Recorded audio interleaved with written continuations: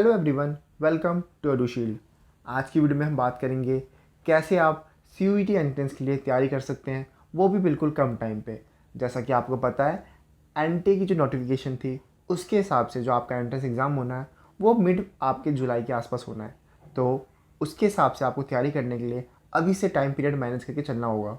तो उसके लिए सबसे पहले आपको बोर्ड और CUET के एंट्रेंस के लिए तैयारी साथ साथ ही करना होगा। ठीक है, आप ये नहीं सोच सकते कि पहले आपका बोर्ड ख़त्म हो जाए उसके बाद आप तैयारी करें, तो ये डिसीजन जो होगा आपका ये बिल्कुल गलत होगा। तो आपको ये बिल्कुल साथ में लेके चलना है कि CUET के एंट्रेंस की तैयारी आप साथ साथ ही करें। तो सबसे पहले हम बात कर लेते हैं कि आप चूज़ क्या करने वाले हैं। ठीक है, सबसे पहले आपको ये डिसाइड करना होगा कि आप किस किस कोर्स के लिए किस किस यूनिवर्सिटी में अप्लाई करना चाहते हैं। तो सबसे पहले आप वही बनाएंगे कि आपको एक कॉपी और पेन लेना है और आपको साथ में बैठ के लिखना है कि आप किस यूनिवर्सिटी के अंदर और किस कोर्स में अप्लाई करने वाले हैं। क्योंकि आपको पता है CUET के लिए आपको कुछ पेपर्स आपको देने होंगे और वो पेपर ही आपको क्लियर करना होगा और उसके बेसिस पे ही आपको यूनिवर्सिटी में एडमिशन मिल रहा होगा। तो उसके लिए सबसे बड़ी बात यह है कि आप तैयारी किस चीज़ की करना चाहते हैं। ऐसा नहीं है कि आप सारे पेपर दे रहे हो, आपके पास 12th में जो जो सब्जेक्ट है आपको ज़रूरी नहीं है कि डोमेन सब्जेक्ट के अंदर आपको वही चूज़ करना है। आपको वही चूज़ करना है जिसके लिए आप आगे कुछ करना चाहते हो। तो ये बात आपको बिल्कुल ध्यान रखना है। तो सबसे पहले हम बात करी कि आपको चूज़ क्या करना है। ठीक है, तो हम देख लेते हैं कि आपके पास डोमेन सब्जेक्ट कैसे है, क्योंकि जो आपकी डोमेन सब्जेक्ट की जो तैयारी होगी उसी के हिसाब से आप अपने बोर्ड के एंट्रेंस की तैयारी भी कर सकते हैं। क्योंकि आपको पता है जो भी आप डोमेन चूज़ करेंगे, दो सब्जेक्ट सेम सिलेबस आपका 12th के अंदर आपके बोर्ड एग्ज़ाम के अंदर भी है। ठीक है, तो आपको उसी में से तैयारी करनी है। जैसे आप मान के चलिए जो कॉमर्स स्टूडेंट हैं, अगर वो BCom करना चाहते हैं तो उनके लिए कंपलसन है कि B1 और B2 में से B1 में से आपको सबसे पहले दो सब्जेक्ट चूज़ करने हैं। तो जो कॉमर्स का बच्चा होगा वो तो एक अकाउंटेंसी चूज़ करेगा ही करेगा। ठीक है, और DU के अंदर तो ये मैंडेटरी है कि आपको अकाउंटेंसी चूज़ करना है। तो जो आपने 12th में अकाउंट्स पढ़ गया है वही आपके CUET के एंट्रेंस में भी आने वाला है। वो आपसे सिर्फ 12th का पूछने वाले हैं। जैसे आपने सिलेबस देखा ही होगा तो उसके अंदर वो सिर्फ आपसे 12th का सिलेबस पूछने वाले हैं। बस आपको ये याद रखना है कि जो बोर्ड में अभी जो आपके सिलेबस डिडक्ट हुए थे वो भी आपसे पूछे जाएंगे। ऐसा नहीं है कि आपको डिडक्शन के बाद आपसे पूछे जा रहे हैं। आपको सिलेबस चेक करना है, आप एनटी के वेबसाइट में जाओगे। ठीक है, CUET आप cuet.summit.ac.in में जाओगे। वहाँ पे सिलेबस के सेक्शन के अंदर आप अकाउंटेंसी खोलोगे और वहाँ पे आपको पता चल जाएगा कि आपके चैप्टर्स कौन कौन से हैं। तो मेन बात आपको याद रखनी है कि जो आपके सिलेबस हैं वो आपको पूरा करना है। ऐसा नहीं है कि आपको कुछ डिडक्शन के बाद करना है। ठीक है, तो पूरी बुक आनी है आपकी। तो आपको उसमें तैयारी ऐसे करनी है कि आपने जो पहले सबसे पहले टर्म 2 का भी आपका पेपर होने वाला है। ठीक है, तो आपको सबसे पहले अभी साथ साथ आप टर्म 2 को रिवाइज़ कर सकते हैं। अच्छे से आप टर्म 2 को ही अभी करिए पहले। ठीक है, उसके बाद साथ साथ एक चैप्टर आप टर्म 1 का उठा सकते हैं। इससे क्या होगा, आपका टर्म 2 तो हो ही रहा है, आप तैयारी तो कर ही रहे हैं, उसी को आप पूरे अच्छे से करिए ताकि बाद में जब आप CUET के लिए आप बैठे करने के लिए अच्छे से, तो आपको वापस से टर्म 2 का जो सिलेबस हो वो ना करना पड़े। ठीक है, तो ये बात होगी कॉमर्स स्टूडेंट की, तो वो क्या चूज़ करने वाला है। अगला आप अगर चूज़ करते हैं इकोनॉमिक्स, ठीक है, दो के अंदर आपने पहला अकाउंटेंसी चूज़ कर ली और दूसरा इकोनॉमिक्स चूज़ कर लिया, तो सेम आपको 12th ही पढ़ना है। ठीक है, कुछ अलग से आपको नहीं पढ़ना। तो ये बात होगी इसकी। अब एक बार ना हम देख लेते हैं कि जैसे BCom वाले बच्चों के लिए क्या चूज़ करना होगा। ठीक है, BCom हो गया किसी और बच्चे के लिए, या हमने DU का एक थोड़ा सा हमने रेफरेंस लिया है, बाकी यूनिवर्सिटी का भी कुछ इसी प्रकार से है। तो आप उसमें कन्फ्यूज़ मत होइए कि आपको कैसे करना है। तो आप ऐसे देख सकते हैं कि इसी तरह से आपके भी आपके जोन सी यूनिवर्सिटी में आप अप्लाई करना चाहते हैं, वो हरियाणा यूनिवर्सिटी हो, यूपी यूनिवर्सिटी हो, तो उसके हिसाब से आपको उनका ब्राउचर देखना है और उसमें क्या रिक्वायरमेंट है उसके हिसाब से आपको तैयारी करनी है कि उसमें डोमेन कितना चूज़ करना है उसके हिसाब से। ठीक है, तो ये बात आपको ध्यान रखनी है। अभी हम देख लेते हैं कि DU का क्या है सीन है, तो उसके हिसाब से हम बता रहे हैं आपको। उसके बाद आप बाकी यूनिवर्सिटी के हिसाब से, चलिए हम ये देख लेते हैं कि इसके अंदर आपको पहले कॉमर्स से ही देख लेते हैं। ठीक है,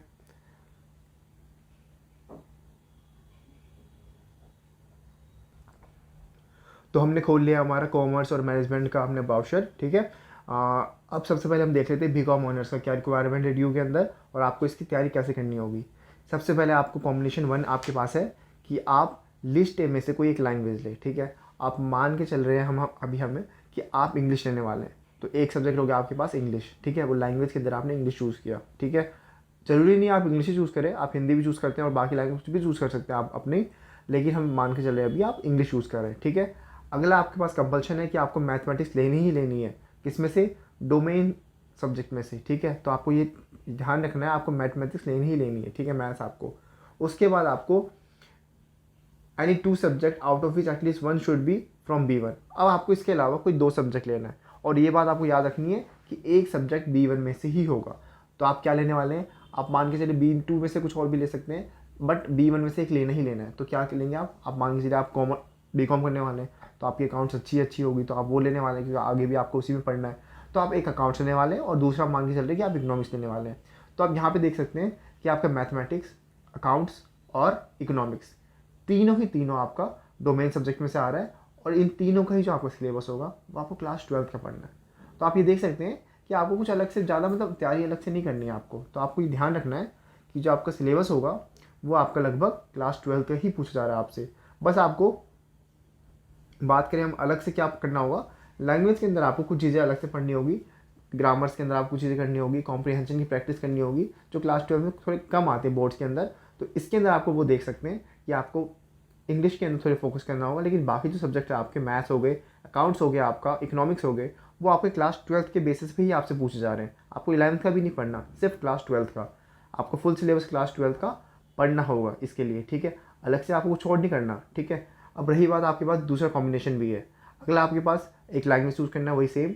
अगला आपके पास ऑप्शन है कि आप अकाउंटेंसी चूज़ करते हैं, और अकाउंट्स के साथ आपको वही सेम चीज़ 2 सब्जेक्ट चूज़ करने, और एक सब्जेक्ट B1 में से होना चाहिए। तो सेम चीज़ आपकी देखो इसमें भी वही होगी। आप अकाउंट्स ऊपर चूज़ कर ही रहे थे आप, देखा जाए तो। अब नीचे आप क्या कर रहे हैं, उसके मैथ्स ले सकते हैं आप, मैथ्स हो गया। और अलग से अगर जिस बच्चे को मैथ्स नहीं लेनी है, देखो चॉइस है उसके पास, एक आपने लैंग्वेज ले ली, इंग्लिश हो गया, दूसरा अकाउंट्स हो गया, तीसरा और चौथा में आप BST और इकोनॉमिक्स रख सकते हैं। जिसको अकाउंट्स में वो हो दिक्कत कि मुझे मैथ्स नहीं लेनी, तो आप वो मैथ्स हटा सकते हैं। जिसको अकाउंट्स लेनी, वो ऊपर वाला ऑप्शन चूज़ कर सकता है, ठीक है। वो उस 2 सब्जेक्ट के अंदर आप BST और इकोनॉमिक्स ले सकते हो, क्योंकि आप कॉमर्स के बच्चे हो, आपने ये पढ़ी होगी, ठीक है। तो आपके पास ये चॉइसेस है, और सिलेबस आपका पूरा आपको पता चल चुका है कि आपको क्लास 12 की बेसिस पे ही आना है, ठीक है। अब अगली बात कर लेते हैं B.Com प्रोग्राम की। तो सेम आपको इसके अंदर भी है, ठीक है। तो देखिए B.Com प्रोग्राम के अंदर एक और आपके पास ऑप्शन है। ऊपर वाला तो ऑप्शन ये हो गया, लैंग्वेज चूज़ करनी है, B1 में से कोई 2 सब्जेक्ट, और एक सब्जेक्ट आपको चूज़ करना है, वो B1 में से भी हो सकता है, B2 में से भी हो सकता है। कॉम्बिनेशन 2 है आपके पास, ठीक है। अब जो बच्चा कुछ और करना चाहता है कॉम्बिनेशन के अंदर, तो आपके पास ऑप्शन है, आप सबसे पहले लेने वाले हैं लैंग्वेज लिस्ट ए में से, दूसरा आप लेने वाले हैं B1 और B2 में से कोई एक सब्जेक्ट, ठीक है। और आपको देना है साथ में जनरल टेस्ट। अब देखो ये बड़ी बात आ गई। अब जो बच्चा, देखो आपको जनरल टेस्ट तो वैसे भी देना ही होगा, क्योंकि आप जैसी जनरल टेस्ट दोगे ना CUT के अंदर, तो आप काफ़ी यूनिवर्सिटी के अंदर काफ़ी कोर्सेज़ के लिए आप एलिजिबल हो जाते हो, ठीक है। क्योंकि वो काफ़ी कॉलेजेस वो एक्सेप्ट करने वाले हैं। तो आपको ये बात तो मान के चलनी है कि आप जनरल टेस्ट तो वैसे भी देने ही वाले हो, ठीक है। तो उसकी तैयारी आपको मेनली देखनी होगी, क्योंकि वो थोड़ा सा आपके लिए नया हो सकता है, बट उसमें भी ऐसा कुछ नहीं है कि आपको बहुत हाई लेवल का पूछने वाले हैं। चीज़ें आपको डिफाइन कर रखी है कि आपको कैसे और कहाँ से पढ़नी है, और क्या आपको पढ़ना है मेनली, ठीक है। तो ये बात आपको ध्यान रखना है कि कुछ आपसे बहुत हाई लेवल का वो चीज़ पूछने होने वाले। अब बात कर लेते हैं मेन जो आप आज की टॉपिक जो हो गया, कि अब CUT की तैयारी जो आपकी हो गई जनरल टेस्ट की, ठीक है। बाकी तो आपके सब्जेक्ट क्या हो गए, अगर कोई बच्चा पोल साइंस ले रहा है, इकोनॉमिक्स ले रहा है, अकाउंट्स ले रहा है, मैथ्स ले रहा है, वो तो आपको क्लास 12 का ही पढ़ना है। बस आपको थोड़ा सा एप्टीट्यूड की फॉर्म में ध्यान देना है, टाइम स्पीड आपको देखना है, बाकी चीज़ें सेम है आपकी, ठीक है। अब बात कर लेते हैं कि आप जनरल टेस्ट की तैयारी कैसे करने वाले हैं। अब जनरल टेस्ट की तैयारी के लिए आपको मेन बात ये ध्यान रखना है कि आप जनरल टेस्ट के अंदर आ क्या क्या रहा है, ठीक है। जनरल टेस्ट के अंदर आपको सबसे पहले मेन टॉपिक जनरल नॉलेज, ठीक है, करंट अफेयर, एप्टीट्यूड, ठीक है। उसके बाद आपका रीजनिंग, ठीक है। उसके बाद मेंटल एबिलिटी आपकी जो हो गई, क्वांट्स हो गए, आपके मैथ्स हो गए क्लास 8 तक के, आपके जो क्वांट्स और मैथ्स आपके वो क्लास 8 तक ही पूछ रहे हैं। ये बात आपको डिफाइन कर रखी है। वो ऐसा नहीं है कि आपसे सिर्फ सीधा पूछ लेंगे 12th लेवल का मैथ्स। अगर आप जनरल टेस्ट दे रहे हैं, ठीक है, तो आपसे वो क्लास 8 तक का ही पूछेंगे। वो आपसे जब बोला गया तो आपसे उतना ही पूछा जाएगा, ठीक है। तो आपको सबसे पहले तैयारी अब करनी कैसी है। जब जनरल नॉलेज जो है वो आपका बहुत वास्ट टॉपिक है, तो उसके लिए आपको मतलब चीज़ें काफ़ी सारी देखनी होगी, तो उसके हिसाब से आपको उसकी तैयारी करनी पड़ेगी। आपके इसके अंदर टॉपिक्स आ जाते हैं, आपके फेमस पर्सनैलिटी के नेम आ जाएंगे आपके, इसके अंदर आपकी हिस्ट्री के अंदर आपकी हिस्ट्री के पार्ट्स होते हैं। तो जनरल नॉलेज के आपके हिस्ट्री के क्वेश्चन भी कुछ पूछ जाएंगे, पोल साइंस के पूछ जाएंगे, इकोनॉमिक्स पूछ जाएंगे। उसके बाद आपके इकोनॉमिक्स के अलावा आपके साथ हो गया आपका फिजिक्स के कुछ क्वेश्चन, ठीक है। तो ये सारे कुछ पार्ट्स थोड़ा थोड़ा करके आपसे 4 क्वेश्चन उसके, 5 क्वेश्चन उसके, ऐसे करके आपसे पूछे जाएंगे। तो ये बात आपको बिल्कुल ध्यान रखनी है कि जनरल टेस्ट के अंदर आपको, जनरल नॉलेज के अंदर आपको काफ़ी वास्ट टॉपिक है आपको। अब सिलेबस की जब आप बात करें ना, तो उसके अंदर बहुत कोई डिफाइंड सिलेबस भी नहीं है, ठीक है। आपको हिस्ट्री के अंदर आपको पूरा मतलब हिस्ट्री पढ़ना होगा, जिसके अंदर मेन टॉपिक्स आपके इंडस वाली सिविलाइजेशन आ गया, आपके अदर सिविलाइजेशन हो गए, उसके बाद आपके first come in the world हो जाएगा, उसके बाद आपके जो जनरल नॉलेज के अंदर बाकी चीज़ें हो जाती है, आपकी पोल साइंस के अंदर सिलेबस हो जाएगा, ठीक है। तो वो जो आपके क्लास 6 से लेकर 12 तक का सिलेबस है ना, वही आपसे पूछा जा रहा है, तो वही सारे आपके जनरल नॉलेज के अंदर आएंगे। तो बेसिक आपसे सबसे सारी चीज़ें पूछी जाएगी सारे टॉपिक के बारे में, ज्योग्राफी, हिस्ट्री, आपका पोल साइंस, आपका इकोनॉमिक्स, आपका जनरल साइंस, ये सारी चीज़ें आपसे पूछ जाएगी। तो ये सारा ही टॉपिक आपको किसका पार्ट है, जनरल नॉलेज का पार्ट है। तो ये बात आपको याद रखनी है, ठीक है। अगला आपसे क्या है, करंट अफेयर। करंट अफेयर आपका मिनिमम आपको लगभग, जैसे जुलाई में पेपर आपका, तो लगभग 9 to 8 मंथ्स आपको मिनिमम बता रहा हूँ ये, वरना आप मैक्सिमम लेके चलो तो आपको पूरे 1 साल करंट अफेयर करना होगा, क्योंकि वो क्वेश्चन कहाँ से पूछेंगे वो आपको नहीं पता। तो आपको प्रिपेयर पूरा 1 ईयर का टाइम स्पेंड का पूरा तैयारी करके चलनी पड़ेगी, ठीक है। तो ये बात होगी आपके करंट अफेयर की। अगला हो गया मैथ्स की। अब मैथ्स की हम बात कर ही चुके हैं, क्लास 8 तक का मैथ्स आना है, आपके बेसिक मैथ्स आएंगे, कंपाउंड इंटरेस्ट, सिंपल इंटरेस्ट, ठीक है, ये सारे मैथ्स आने वाले हैं। अगला आपका हो गया कि रीजनिंग कैसे करना है। रीजनिंग में वही सेम है, आपका ब्लड रिलेशन हो गया, अदर टॉपिक्स हो गया आपके, ठीक है। तो ये सारे टॉपिक्स आपको रीजनिंग के अंदर करना होगा। अब डिटेल में आप सिलेबस की बात करते हो तो वो सिलेबस की वीडियो आपकी बन चुकी है, लिंक आपको डिस्क्रिप्शन बॉक्स में मिल जाएगा। आप डिटेल में जनरल टेस्ट के ऊपर आप डिटेल में सिलेबस देख सकते हो, आपके रीजनिंग, मैथ्स, आपका जीके, करंट अफेयर, डिटेल में सिलेबस आपको नीचे डिस्क्रिप्शन बॉक्स में लिंक है, और आप चैनल में जाके भी आप देख सकते हैं, आपको वो सिलेबस की जो वीडियो है आपको अच्छे से मिल जाएगी वहाँ पे, ठीक है। तो ये बात हो गई आपकी इसकी। अब रही बात आपकी ऑप्शन की, अदर ऑप्शन की। अब हम दोबारा देख लेते हैं, अब कोई आर्ट्स वाले बच्चे के लिए वो क्या कहना चाहता है। देखो बाकी यूनिवर्सिटी के अंदर सेम चीज़ है आप यहाँ पे। अब जो बच्चा बीए और हिस्ट्री ऑनर्स करना चाहता है, आपको उसका ऑप्शन देख लो, उसको क्या क्या पेपर देना होगा। उसको देखा जाए तो आप लिस्ट के अंदर कोई लैंग्वेज, वो चाहे आप हिंदी चूज़ कर सकते हो, चाहे इंग्लिश चूज़ कर सकते हो। उसके बाद आप B1 में से कोई 2 सब्जेक्ट, तो जो हिस्ट्री का बच्चा होगा मेनली उनके पास 12th के अंदर पोल साइंस या ज्योग्राफी में से कुछ होता है, तो हम मान के चले उसके बाद ज्योग्राफी भी है, पोल साइंस भी। तो B1 में से वो दोनों ही चूज़ कर रहा है, ज्योग्राफी भी और पोल साइंस भी, ठीक है। 2 सब्जेक्ट ये हो गए। लैंग्वेज में उसने चूज़ कर ली इंग्लिश, हो गया 3 सब्जेक्ट ये। तो उसको पेपर क्या क्या देना है, first English, second pol science, third geography, ठीक है। अगला क्या उसे चूज़ करना है, एनी वन सब्जेक्ट, कोई सा भी एक सब्जेक्ट, चाहे वो B1 में से हो, B2 में से हो। मान के चलते हैं B2 में से उसने होम साइंस चूज़ कर लिया, ठीक है। क्या चूज़ कर लिया, B2 में से उसने होम साइंस चूज़ कर लिया। तो टोटल पेपर कितने देने हैं उसको, 2 फ्रॉम B1, कौन से, हिस्ट्री, और आपका ये हो जाएगा ज्योग्राफी, ठीक है। तो ये हो गया उसका। अगला क्या हो गया आपका, हिस्ट्री ज्योग्राफी हो गया। अगला B1 और B2 में से उसने चूज़ के लिए होम साइंस, 3 पेपर ये हो गए। और लिस्ट ए में से उसने क्या चूज़ किया, आपका इंग्लिश, ठीक है। तो टोटल पेपर कितने दिए उसने, 4 पेपर। तो 4 पेपर उसको देने वाला है CUET के अंदर। तो आप देख के चलो 4 पेपर में से आपको तैयारी मेनली किसकी करनी है। क्लास 12 के अंदर जो सब्जेक्ट पढ़े आपने, हिस्ट्री आपको क्लास 12 की पढ़नी है, आपको ज्योग्राफी क्लास 12 की पढ़नी है, होम साइंस आपको क्लास 12 की पढ़नी है। सिर्फ इंग्लिश एक सब्जेक्ट है जो आपको थोड़ा सा डिटेल में पढ़ना है, बाकी चीज़ें वो भी क्लास 12 की है, ठीक है। तो ये बात आपको ध्यान रखना है, तो इसमें चिंता करने वाली बात नहीं है। तो ये चीज़ आपको सेम करनी है। अब आप प्रिपरेशन कर कहाँ सकते हैं, वो भी आप सोचो फ्री में कैसे कर सकते हैं, ठीक है। क्योंकि मेन तो रहता है ना आपका कि आप प्रिपरेशन करना कहाँ से और कैसे करना है। कैसे करना तो वो तो मैंने बता दिया आपको, लेकिन करना कहाँ से वो भी तो आपको पता होना चाहिए ना।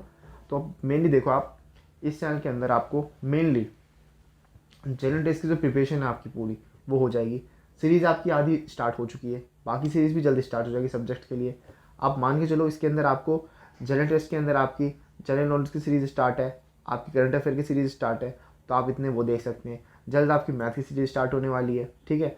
तो और रीजनिंग की सीरीज़ भी स्टार्ट होने वाली है, तो आप उसकी तैयारी यहाँ से कर सकते हैं, ठीक है। करना क्या है आपको, चैनल को सब्सक्राइब करना है ताकि आपके पास टाइम से नोटिफिकेशन पहुँच जाए और आप उसे टाइम पे देख सकें, ठीक है। क्योंकि अब लेट करोगे आप तो आपको पेपर में दिक्कत आने वाली है, ठीक है। क्योंकि जितना लेट करते जाओगे टाइम कम होता चला जाएगा, तो आपको फिर दिक्कत आएगी। आप साथ साथ देखते चल जाओगे तो आपको बहुत बेनिफिट होने वाले हैं, ठीक है।